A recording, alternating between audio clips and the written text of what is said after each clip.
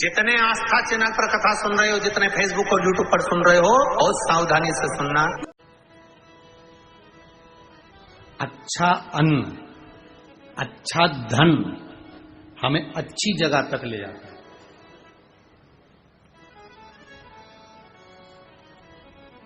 कभी कभी किसी के पांव की चप्पल पड़ी हुई थी, तुम्हारी चली गई मंदिर में से, तुम दूसरे की पहन गए। पहन तो गए, चप्पल पहन के थोड़ी दूर गए थे और मालूम पड़े एक्सीडेंट हो गया, खड्डे में गिर गए, पांव टूट गया, पांव में चोट लग गई, तकलीफ आ गई, कष्ट आ गया। दरवाजे पर चप्पल रखी थी, कोई कष्ट, कोई शरीर में तकलीफ आ गई, कोई पांव में तकलीफ आ गई, कोई तकलीफ, कोई कष्ट आ गया, कोई तकलीफ आ गई। अब आप विचार कर रहे हो, मैंने तो कभी किसी का बुरा करा ही नहीं, मैंने तो कभी किसी का बुरा करा ही नहीं, फिर तकलीफ क्यों आई?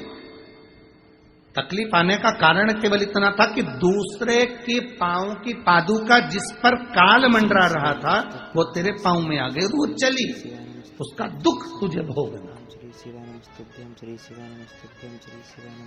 उसका कष्ट तुझे भोगना, कोई दूसरा नहीं भोगेगा, भोगना तुझे। जो महापुराण की कथा कहती है, 3 चीजों से दूर रहना, दूसरे की 3 चीजें हमारे पास नहीं आना चाहिए। पांव की चप्पल, जूता, दूसरे नंबर पर छाता, तीसरे नंबर पर मांग का टीका। ये 3 चीजों से थोड़ी सी दूरी बनाकर, इन 3 चीजों से किसी के पांव की चप्पल हमारे पांव में ना आए, किसी के पांव की पादुका, किसी का जूता चप्पल हमारे पास ना आए, इसका स्मरण रखें।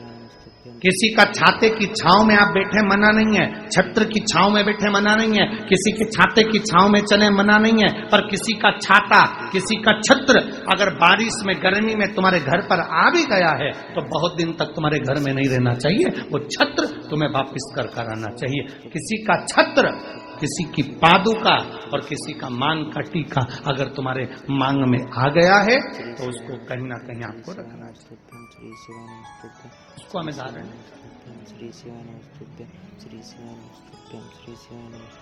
अच्छा, आपके स्मरण में है एक बात, यहाँ होता है कि नहीं होता महाराष्ट्र का तो हमको स्मरण नहीं है ऐसा, पर हमारे उधर का हम बता सकते हैं कि जब कोई मरता है, मरने के बाद में जो 12वें के दिन पंडित जी पूजन कराते हैं या 13वें के दिन कराते हैं या 10वें के दिन कराते हैं, तो उसमें पद दिया जाता है। पद में छाता भी दिया जाता है, चप्पल भी दी जाती है, आसन भी दिया जाता है, लोटा भी दिया जाता है। इधर देते कि नहीं देते वो हमको नहीं मालूम, बोलो सही है कि गलत। उसमें चप्पल और छाता ये बहुत जरूरी होता है। क्यों? क्योंकि इसमें काल होता है, व्यक्ति वो काल चला।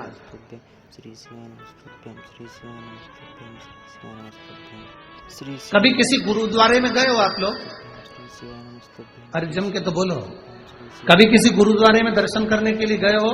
तो गुरुद्वारे में अगर दर्शन करने जाओगे तो वहां आप भोजन करो, लंगर चखो, सब कुछ करो।